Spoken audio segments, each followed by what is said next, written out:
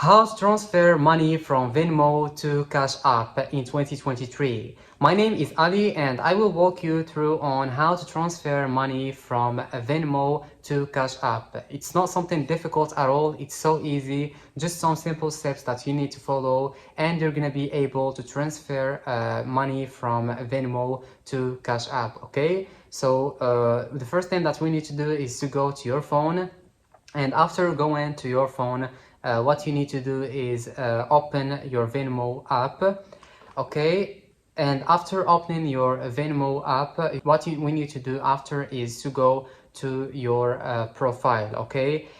Okay, and after going to your profile, you're gonna find your settings here. You just need to click on settings, and after clicking on settings, you're gonna find a lot of options, but what you need to choose or to click on is payment method. Okay, just click on payment method. Okay, then click on Visa and then bank. Okay, so here you need to enter like a routing number and account number on Cash App. So you just need to go to your Cash App and get your routing number and account number and like type them here. And like this, you're gonna be able to send or transfer money from your Venmo to your Cash App.